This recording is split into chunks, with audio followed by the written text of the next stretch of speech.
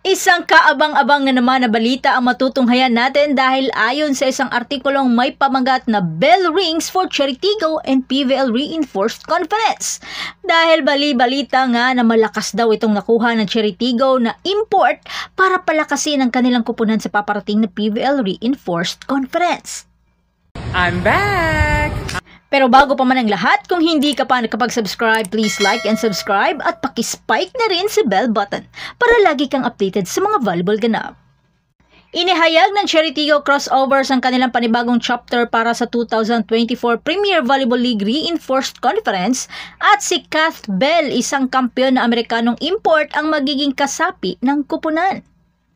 Actually, hindi na bago sa Philippine Volleyball si Kath Bell. Bago ito, naglaro na siya para sa Petron Blaze Spikers sa Philippine Superliga mula 2018 hanggang 2020. Sa kanyang panahon sa Petron, nanalo siya ng 2 titulo bilang import ng kupunan at kinilala rin siya bilang pinakamahusay na outside hitter sa isa sa mga season.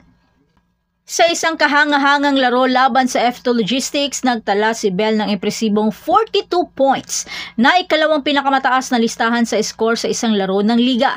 Ang kanyang performance ay kasama ang 36 na mga atake, 4 na aces at 2 blocks.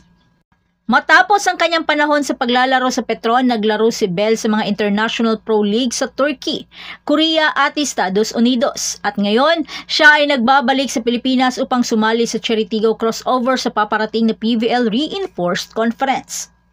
Maganda ang performance ng Cheritigo Crossover sa nakaraang All-Filipino Conference, kung saan sila ay nagtapos sa top 4. Sa pagdagdag ni Kath Bell, sila ay naglalayong makuha ang kampiyonato sa Import-Laden Reinforced Conference. Pero eto na kaya ang oras upang makabawi ang Cheritigo. Pero sa kanilang paglalaro sa Reinforced, 2 sa mga key players ni Coach Kung Fu naman ang mawawala, katulad na lamang nila Ea Laure at Genierva dahil ito ay abala sa paghahanda sa Alas Pilipinas para sa darating na International League. At yan lamang para sa ating video ngayon. Siguraduhin na mag-like at mag-subscribe sa ating channel para sa iba pang mga balita at updates sa Philippine Volleyball. Maraming salamat sa panonood. Whoa, hey! Stop! You've gotta take a look at this.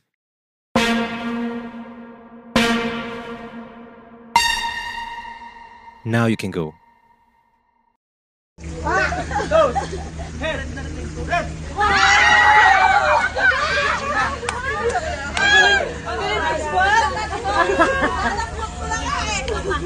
I'm back! I'm so excited to announce I am finally playing back in the Philippines here for Cheritigo. I've been looking forward to coming back to Manila for a very long time now, about 4 years since COVID, and I cannot be more excited and be happy to be back here for the fans and for playing for Cherry. For the fans that don't know me, I bring a lot. I bring energy, I bring a little sass, and definitely I bring just a winning mentality. I'm excited to be able to come back here and perform my best ability and to hopefully help Cheritigo get to the top. I'm excited to be back, and I'm also fortunate enough to be playing with Abby.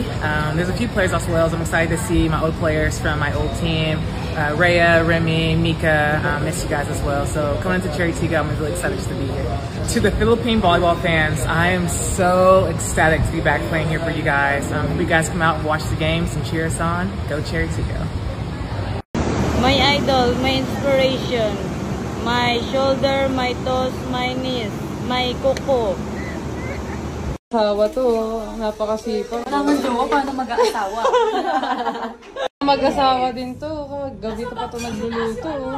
Today, ang ating ano po menu natin dinner is beef steak a la Chang. Ay, favorite ulam ni Chang. Chang, may gano'n. Ito, malapit na to mag-asawa. Onting utot na lang. Lapit na talaga. Ikaw, ano ka? Display lang. Ano ka dyan? Malayo pa sa akin.